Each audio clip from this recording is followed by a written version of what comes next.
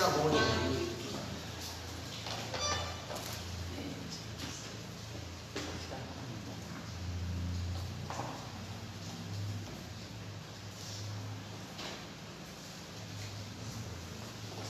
Hino 192. Chega lá. Hino 192.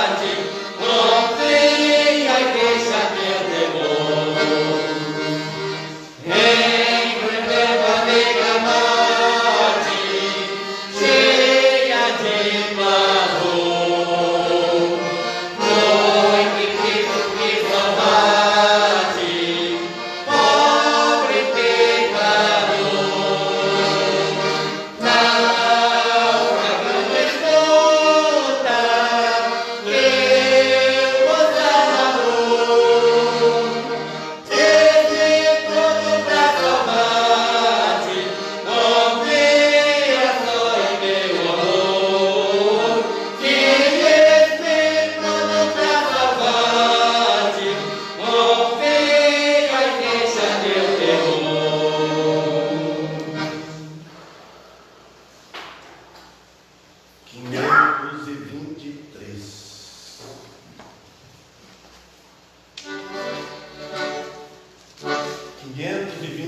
Cordeirinho.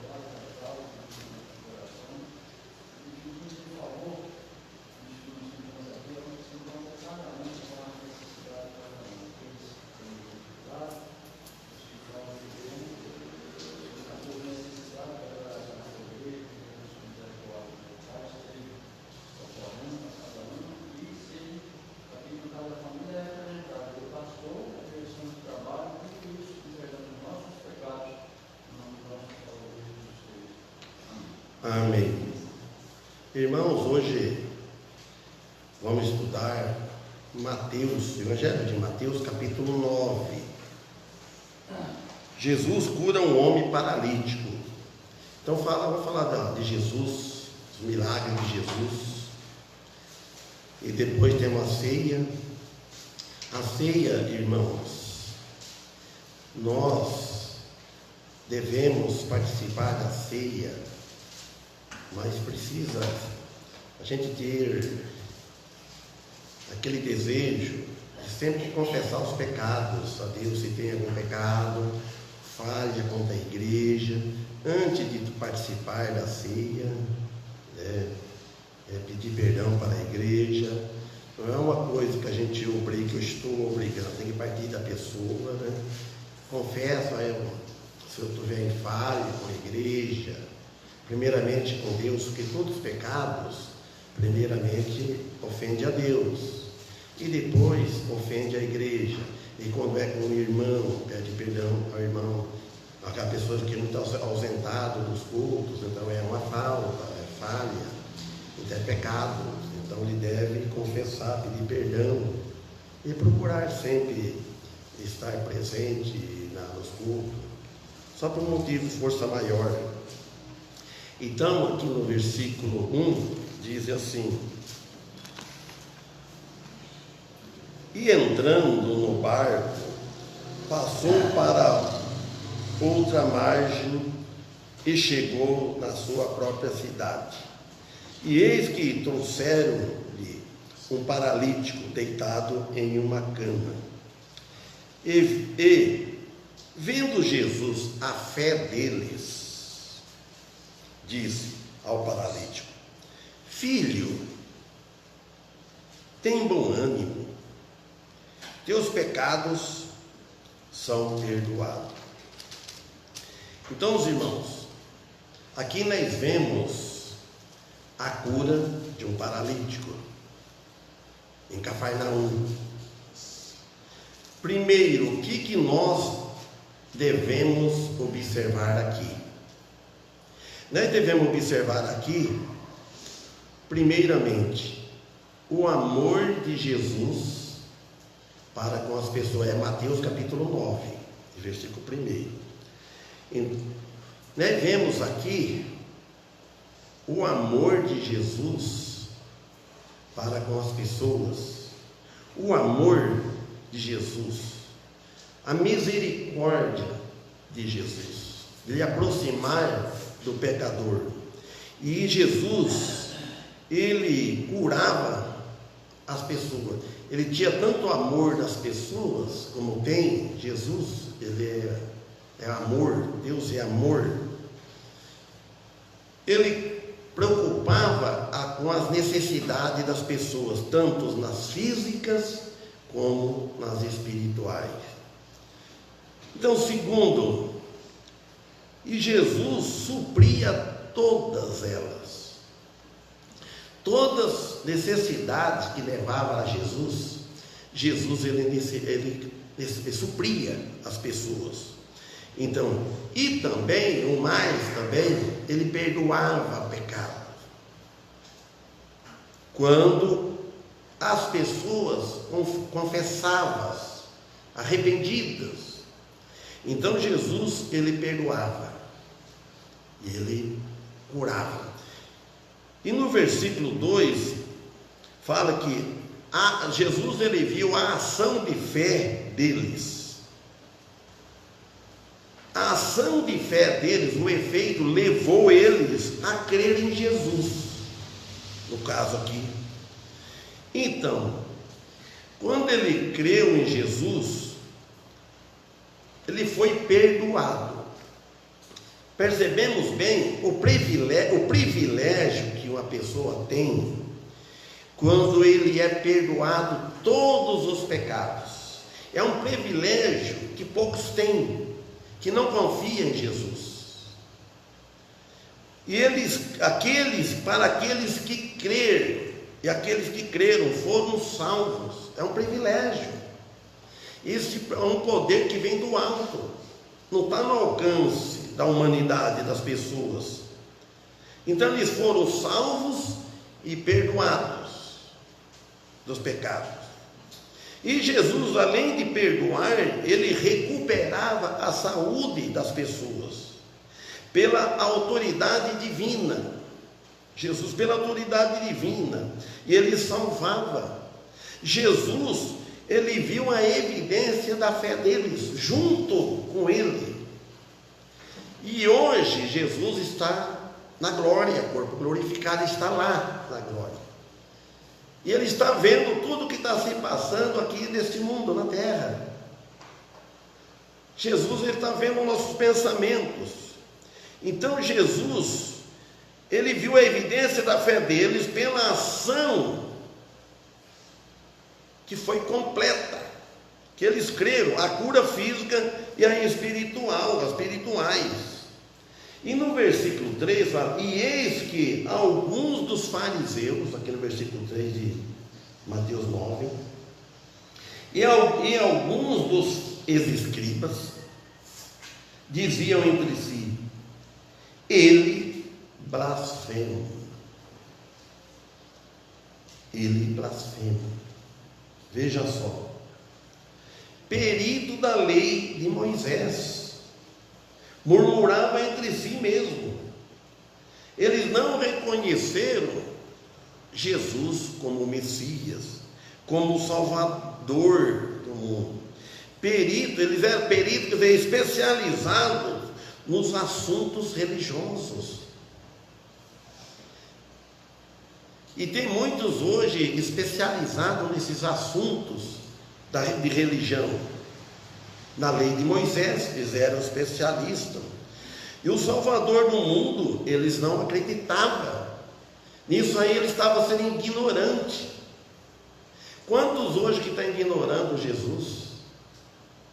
Quanto hoje ao nosso redor está ignorando Jesus? Não está crendo em Jesus? Quanto nas famílias dos cristãos, nas nossas famílias?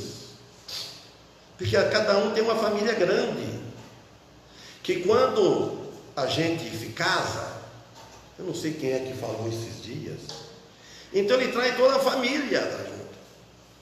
Então aumenta a família. Então cada um de nós tem uma família grande. Uns convertem, às vezes não, os outros não. Às vezes só um. Então aqui Jesus, ele vendo o pensamento deles, mas só que eles não reconheceram Jesus como Messias, e muitos nos dias atuais hoje também não reconhecem Jesus como Messias. E no versículo 4, olha que fala: e conhecendo Jesus seus pensamentos, disse: por que pensais mal em vossos corações? Quem é que revelou para Jesus? Jesus era um homem, como os outros, como nós estamos aqui de carne e osso. Ele nasceu de uma mulher, mas Jesus, ele era divino. O Espírito Santo que revelava de Jesus. Jesus, ele como homem, ele era divino, ele era Deus, ele era cheio do Espírito Santo. Jesus não tinha pecado, ele era conhecedor. Então aqui nós vemos isso, revelado a ele pelo Espírito Santo. Vejam só o tamanho da incredulidade deles. A incredulidade deles fazia eles pensar mal de Jesus, do Messias, de Jesus Cristo. Falavam que Jesus estava blasfemando, porque Jesus perdoava pecados, perdoou o pecado. E é assim que sempre acontece até nos dias de hoje. Jesus conhece os pensamentos, está lá em Jeremias 17:10, nós já lemos esse dia, não vamos ler hoje. Então agora o versículo 5: pois o que é mais difícil, mais fácil? Jesus fez uma pergunta para eles. Pois o que é mais fácil?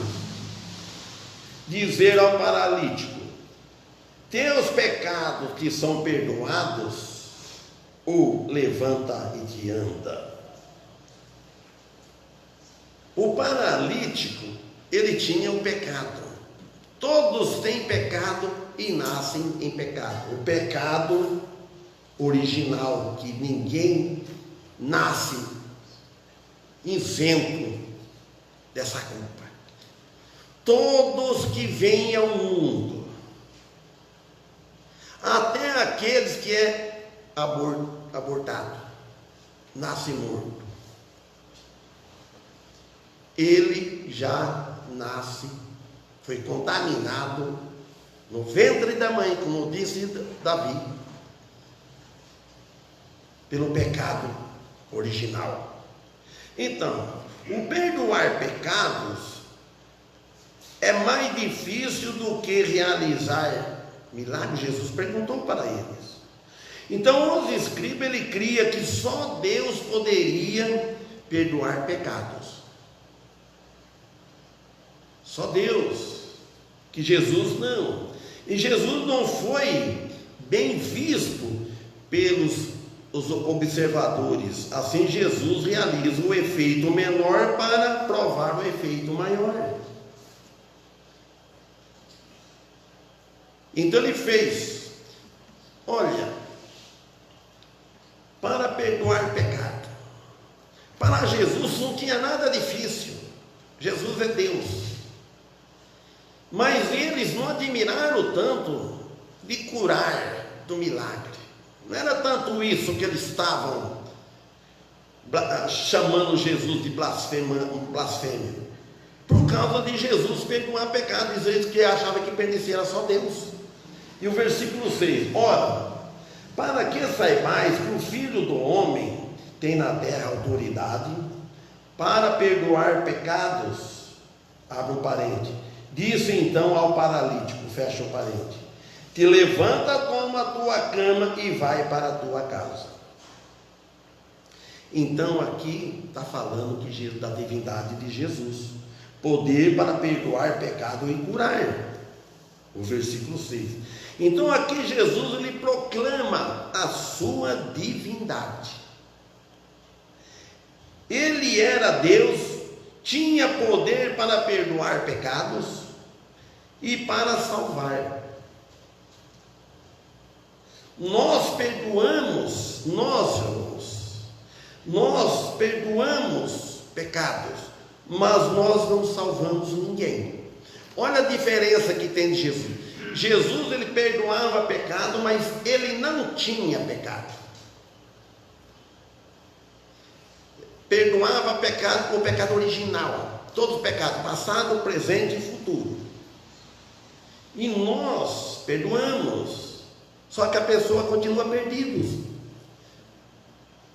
Se um inimigo, alguém vem te pedir perdão por uma ofensa, por algo que fez, mesmo que ele não seja salvo, você perdoa ele.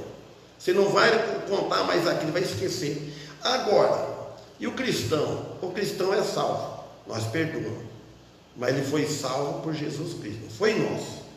Então, e aqui então, e o pecado da rejeição a Cristo, nós perdoamos a ofensa dele a nós. Eu perdoo um irmão que ele me ofendeu, só que eu não perdoo ele pedir perdão para mim. Eu vou perdoar ele no lugar de Deus? Não, com Deus é outro. Primeiro ele ofende a Deus. Quando nós ofendemos alguém, primeiro que ofende é a Deus.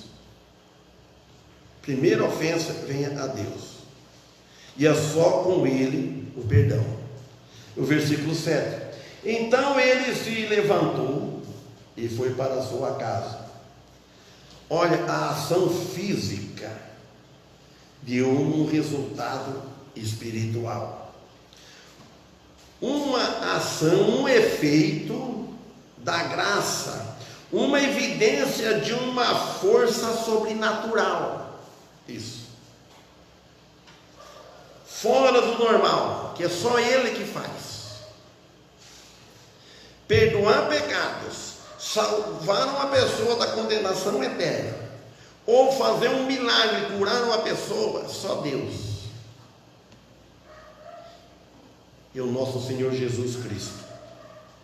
É uma coisa fora do natural. Se nós for olhar bem para nós, como nós somos miseráveis. Paulo disse, chamou de miserável. Miserável que eu sou. Ninguém de nós é bom. Nós podemos ser bom para a sociedade, pode ser bom para a família, às vezes não, às vezes sim. Nós podemos fazer todos os nossos negócios na praça, ver ter um nome limpo. Não é esse sentido que nós falamos que nós não somos bons, que nós somos ruins. Né? Perante aos olhos de Deus, ninguém é isento de pecado. Todos nós somos ruins, mal, miserável. Porque bom, perfeito é só Deus. Então é por isso. E o versículo 8 ele diz assim: e a multidão, vendo isto, maravilharam-se e glorificaram a Deus que dera tal poder aos homens. A cura desse homem. As multidões ainda não entendia que ele era o Messias, o Salvador do mundo. Ainda assim, com a cura do homem que eles tinham presenciado, então eles pensavam que era um homem igual eles mesmos. Eles pensavam que Jesus era um profeta, um mestre, um bom mestre de religião, que tinha esse poder para curar. Hoje estão querendo imitar muito o que Jesus fazia. Ainda assim, a multidão, ou alguns, não cria que ele era o Messias. 9. E Jesus, passando, agora fala o chamado de Mateus. E Jesus, passando dali, viu um homem que estava sentado no banco de tributos público, o qual se chamava Mateus. Disse-lhe: segue-me. E levantando-se, o seguiu. Irmãos, quantos hoje atende o chamado assim, tão rápido assim, e seguiu? Quantos? Jesus chamou Mateus, ele estava sentado, fala, agora não desce. E aconteceu que, estando ele em casa assentado junto à mesa, eis que muitos dos publicanos e pecadores que tinha vindo sentar-se junto à mesa com Jesus e seus discípulos. Depois de alguns dias, talvez, disse entre parentes, um jantar na casa de Mateus. Olha, uma reunião talvez convocada, a história disse, a tradição, que foi uma reunião convocada por Mateus para anunciar o fato de ter sido chamado por Cristo. E ele estava deixando a profissão de coletor de impostos para seguir a Cristo, e ele aceitou o chamado do Messias, do Mestre. Então, os irmãos, às vezes nós somos chamados, às vezes temos que largar, no caso dele, que largou de uma profissão para servir a Cristo, somente é isso, trabalhar para Jesus. Às vezes, como disse lá em Hebreus, que lá no capítulo 12, cuidado com o pecado que tão perto rodeia. Devemos deixar todos os embaraços, olha, para seguir a carreira cristã. Então nós não devemos arrumar mais embaraços, já basta o que tem.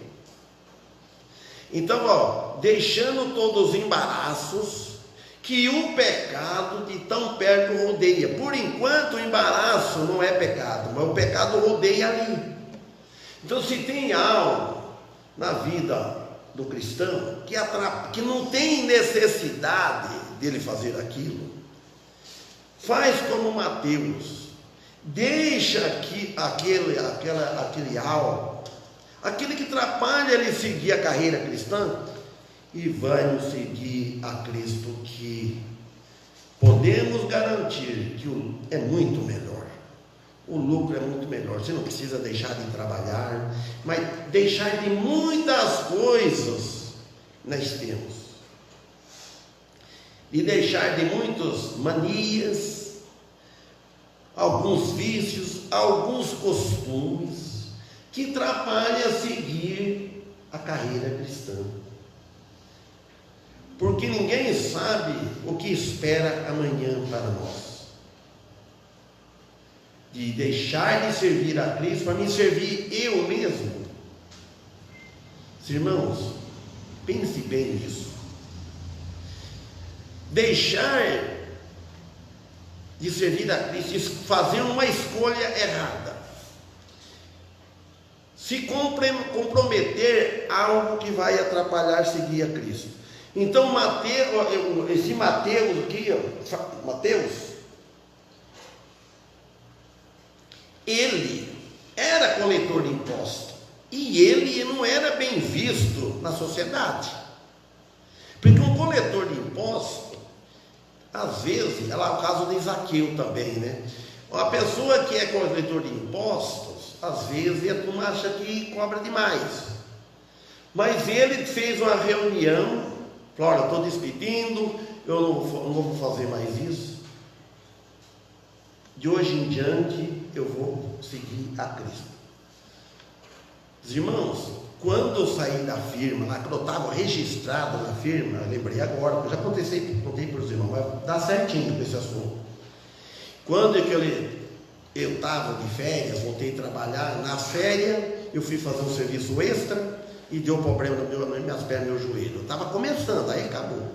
Aí não podia trabalhar. Aí eu voltei na firma, não conseguia fazer o serviço que eu fazia antes. Aí mandou procurar o médico, fui procurar o médico, e que era para encostar, me fiz uma carta. Até então eu não sabia que eu ia para vir aqui para a igreja. Não tinha nada passado no meu pensamento, ninguém tinha me falado nada. Então, eu fui no médico, o médico do lado de lá, ele falou: eu vou fazer uma carta para você levar para a empresa para te mudar de serviço. Ele achou que eu não podia trabalhar naquele serviço pesado, tinha que mudar de serviço. Eu voltei com essa carta lá. O patrão falou: aqui o serviço bom aqui que tem é o porteiro, mas já tem. Aí ele fez outra carta para mim, falou bem clara: vai no INSS, que era para mim encostar. Fui, primeiro dia de entrada, tudo, quando era para passar no médico, eu recebi o recado. Aí eu pensei assim: poxa vida, se eu for lá, o médico me dá o atestado por 90 dias, e depois eu vou, que é o costume, eu vou voltar, vem aqui, depois eu tenho que voltar lá, eu tenho que voltar a trabalhar, porque eu estou registrado na firma. Não, eu vou lá conversar com o patrão. Aí eu fui lá conversar com ele, mas eu brinquei com ele, eu falei no sentido assim, que ele me mandasse embora, me aceitasse, me liberasse, e eu pagaria a multa, tudo que fosse preciso, tudo o serviço do escritório, tudo que precisasse. Não queria dar prejuízo para ele, porque eu vou para outro lugar, outro serviço. Ele perguntou, já falou o nome de duas empresas, a Dinâmica, a Suan. Falei: não, eu vou para, ele era da Quadrangular. Aí ele falou assim, eu falei: eu vou para o Birajara, fui convidado para dirigir a igreja Batista de Birajara, da onde eu vim, e ser consagrado pastor. Correu lá com um dos olhos dele, ele me abraçou, e a turma passou, falou, ele abraçou o Sebastião. Então eu saí da firma para poder seguir mais fiel, mais trabalho próprio para seguir o trabalho do ministério, trabalhar para a igreja. Eu já trabalhava para Cristo, eu já pregava, eu era servo. Então muitas coisas às vezes a gente tem que largar, para não atrapalhar servir a Cristo. Então agora aqui, e no versículo 10, no versículo 11, e vendo isto os fariseus, versículo 11, e vendo isto os fariseus disseram a seus discípulos: por que come o vosso mestre com os publicanos e pecadores? Eles queriam achar falha Jesus em tudo. Eles queriam, eles observavam isto, eles começavam então, e vendo os fariseus, eles observavam isto, Jesus. Disseram a seus discípulos. Então aqui, no versículo 11, Jesus, ele não se contaminava pelo contato com o leproso, porque quem tinha contato com o leproso não podia, tinha que ficar, não podia em cada lugar da população. Lepras. Acho que era pior que essa pandemia de hoje, não sei. Então não poderia ter contato. Então Jesus, ele não contaminou com o leproso, do mesmo modo não foi contaminado pelo contato com os pecadores. Jesus, junto com os pecadores, ele não se contaminou, ele não pegou o vocabulário dos pecadores, Ele não pegou o linguajar dos pecadores. E nós, irmãos, servos de Jesus, nós precisamos, devemos velar pelo nosso comportamento, de nós não falar no mesmo linguagem deles. Porque eu sei que eu trabalhei bastante, com bastante pessoal, na firma que tinha mais de umas 80 pessoas ou mais. O que você vê de tudo, e vocês também trabalham, onde tem bastante gente. Então a gente não pode deixar se contaminar, ou querer falar igual eles falam. Então nós temos que seguir o nosso compromisso com o patrão, com a firma, com o dever de empregado. Esquece. Se dar oportunidade, a gente fala. Se não der oportunidade, não fala. Nós não podemos estar na firma agora, só vou falar disso. Não, é a hora certa. Então Jesus não foi contaminado. Por quê? Ele era o médico dos médicos e curava as doenças, as coisas físicas e espiritual. Então, eu deixei para trás, lá no versículo, em Oséias, ainda não chegou lá ainda, tem que ler o 13, o 12 agora. E Jesus, ouvindo isto, disse-lhe: os sãos, no versículo 12, não precisam de médico, mas sim os doentes. Jesus quis dizer para eles, Jesus não veio buscar tradição, para começar não tinha nenhum são espiritual. Mas ele falou: não, os sãos não precisam de médico, mas os doentes. Os salvos não precisam de pregar o evangelho, eles precisam de doutrina, de ensinamento, para como seguir a Cristo, aprender mais das Escrituras, para poder viver uma vida leal para com Deus. Mas é bom ouvir o evangelho. Eu nunca canso de ouvir o evangelho, sempre aprendo mais. Ninguém chega num teto de sabedoria e fala: eu sei tudo, eu não preciso mais. Você pode ler um assunto e você volta a achar mais. Então ele disse aqui, e ele veio para os pecadores, os quais incluiu a todos. E eu, cada um poderá falar, e eu também. Então aqui no versículo 13: Ide, porém, e aprendei o que significa. Isso está lá em Oséias 6,6.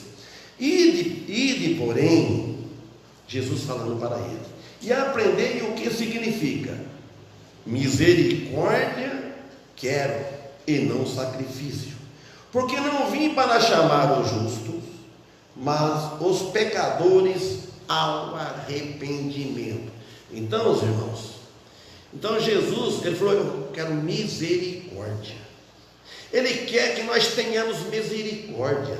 Ele quer que nós viemos na igreja, nos cultos, servir a Ele por amor. Ser misericordioso. Ele não quer que nós venhamos por sacrifício. Fala: eu vou na igreja hoje, eu não quero ir. Se eu for, eu sou cobrado. Isso não adianta.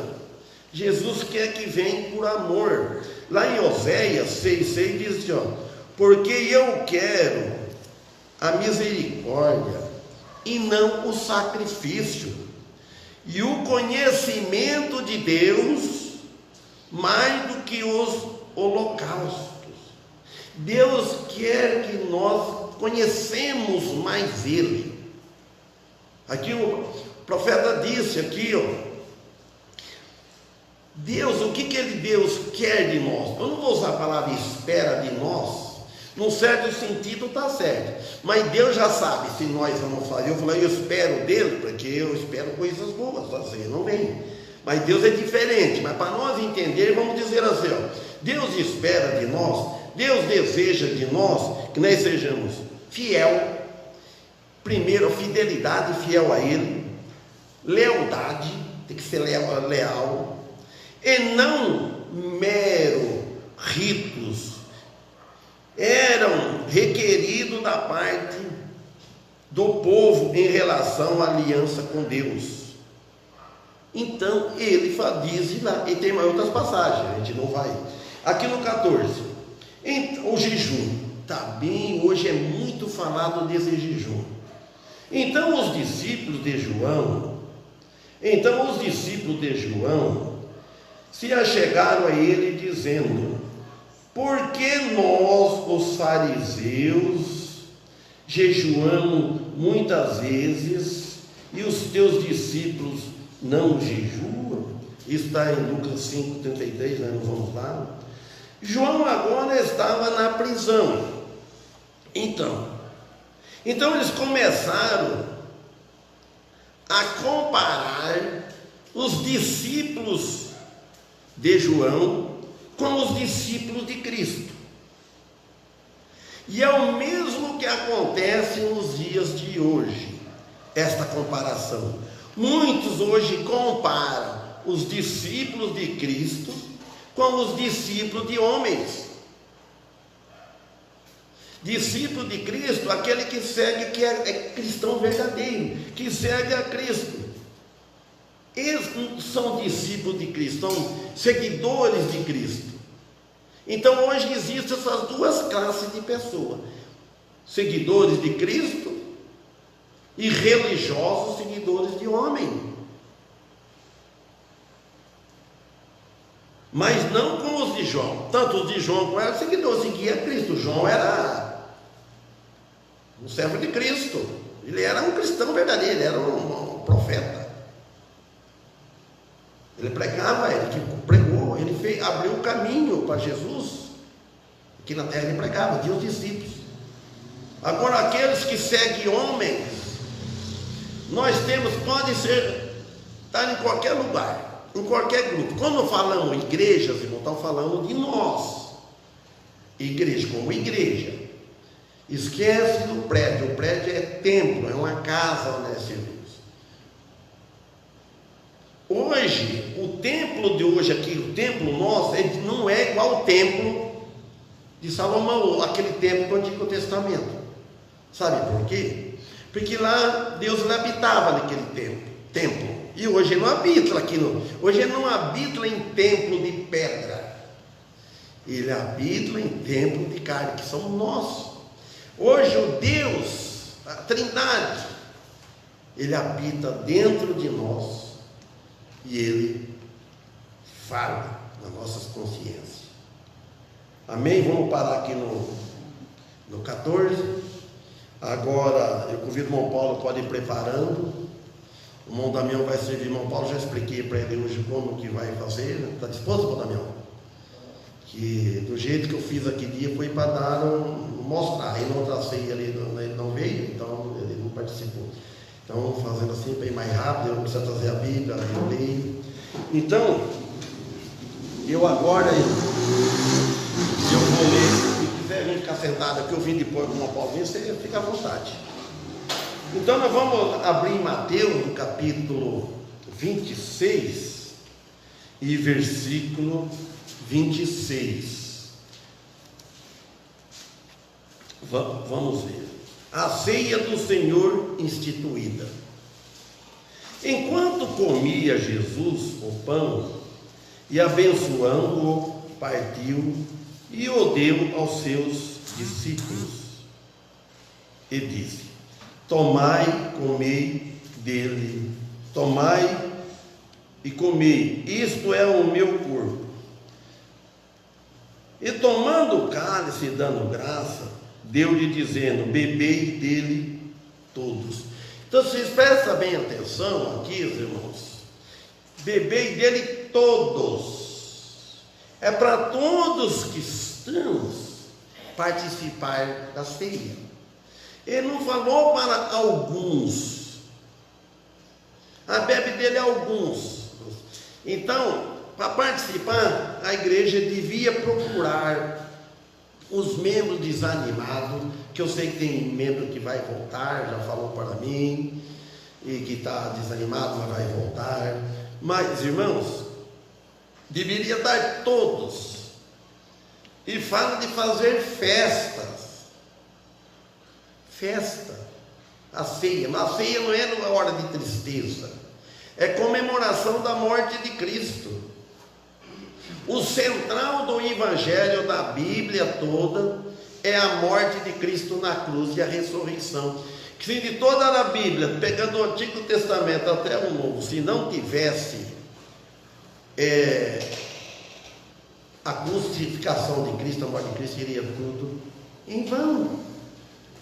Então vamos, eu vou desligar.